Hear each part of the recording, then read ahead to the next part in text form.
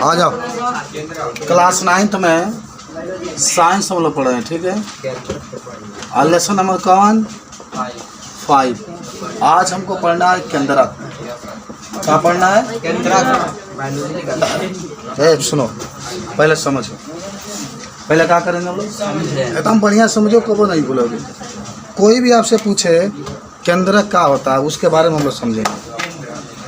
केंद्रक मतलब होता है जो केंद्र में पाया जाता है। हाँ सुनो, जैसा ही कोई कोशिका है, क्या है ये? कोशिका। आप पढ़ कर कह रहे कोशिका है। आप ये भी पढ़े थे, कोशिका के बाहर क्या पाया जाता है? कोशिका या कोशिका झिल्ली पाई जाती है।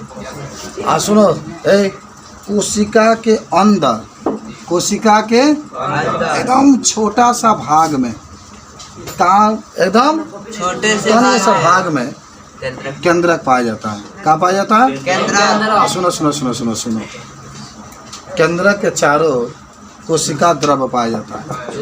केंद्रक के चारों क्या पाया जाता है? कोशिका द्रव पाया जाता है। खाली सुनते रहो तुम लोग बस।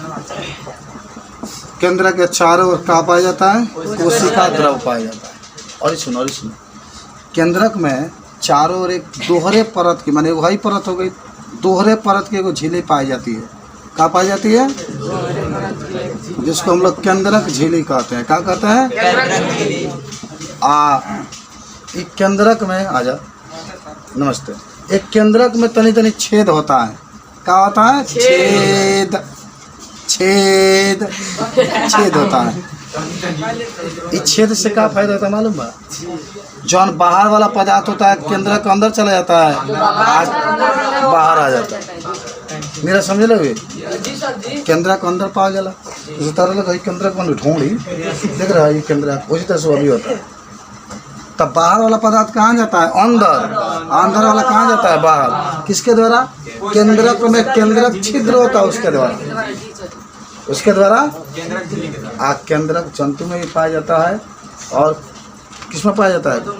पादपों में भी पाया जाता है। बात समझ रहे?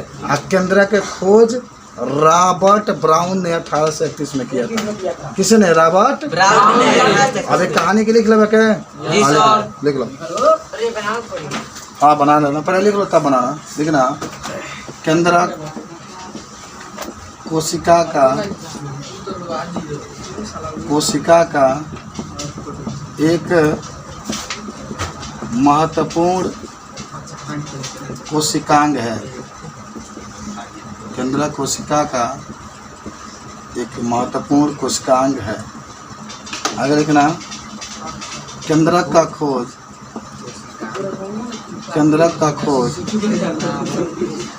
रॉबर्ट, सुना है देखो, रॉबर्ट ब्राउन नामक वैज्ञानिक ने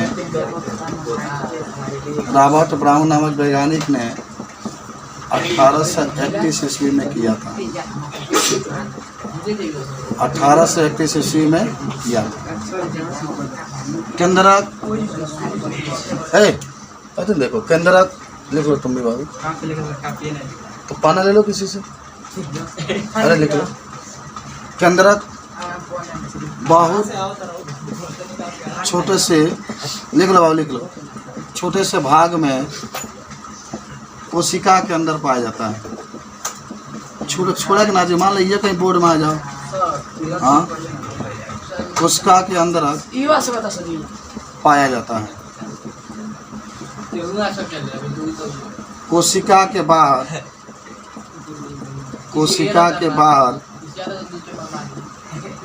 दोहरे परत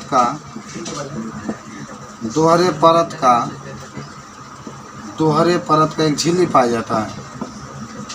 एक झिल्ली पाई जाती है जिसे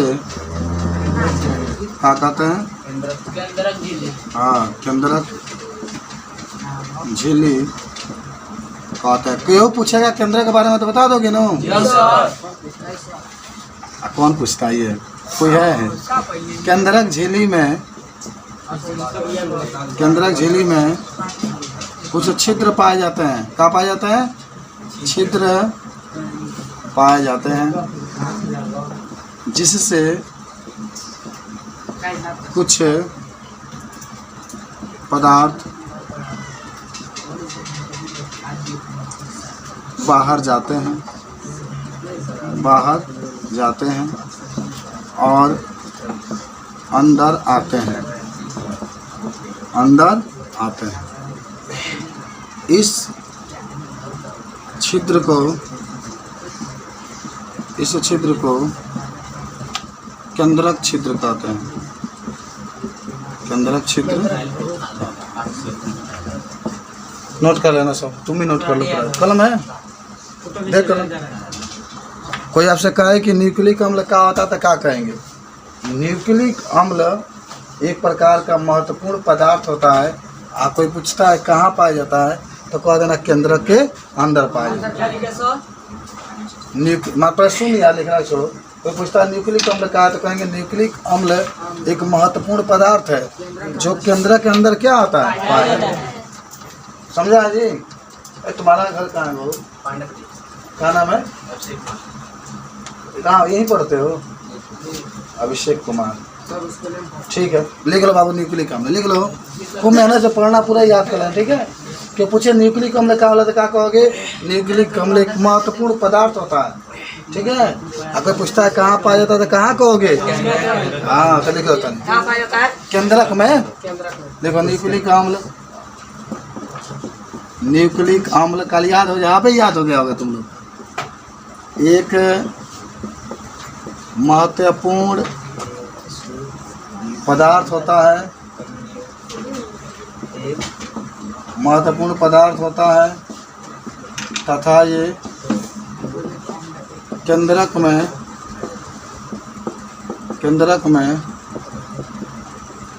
पाया जाता है।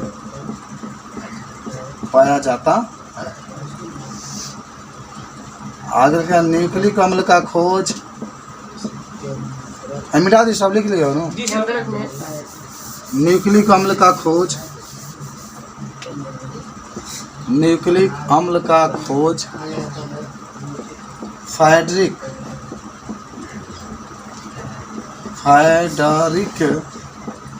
माइसर ने किया था।